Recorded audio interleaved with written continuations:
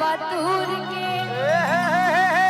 कि हाथे अंगूर ना लागे लंगूर के कि लारू बेकार टपके तोहार आ देखा तारा तू का घूर घूर के कि बानी चश्मा लगाउले कि बानी चश्मा लगाउ भैया कि बानी चश्मा लगाउले दूरबीन जैसन आहार मोनिया बजावतन बीन जैसन भैया ये हाथ कैसे आ गया था हम कहने के चलो मन में आ गया हमरो आके नाच रे पतर के नागिन जैसन भैया भैया एक बार भैया से बोल भैया डांस करेंगे पक्का पूरा दोनों हाथ ऊपर उठावा लो दोनों इधर के लोग और सामने के लोग आइए एकरा के प्लीज म्यूजिक से 1 2 3 4 क्या बात है झूमे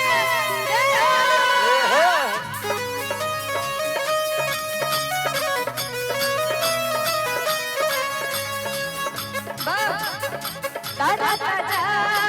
आई बतूर के हाथे अंगूर ना लागी अंगूर के दादा दादा आई बतूर के हाथे अंगूर ना लागी लंगूर के लारू बेकार टपके तोहार देखा तारा तू का घूर घूर के देखा तारा तू का घूर घूर के कि बानी चश्मा लगाउले बानी चश्मा लगाउले दूरबीन जैसन हारमोनिया बजावतन बीन जैसन अतन नाच रे पतर के नगिन जैसन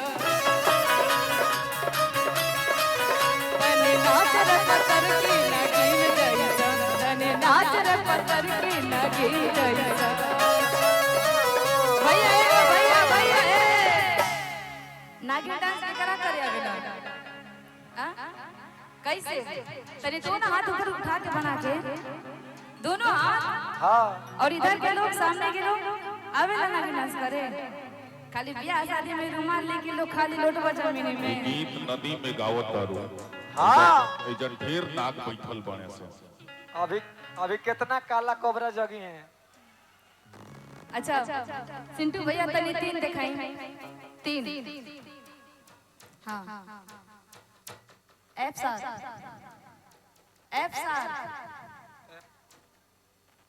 एगो फरमाइश भइल ना हो गया है एगो फरमाइश भइल कि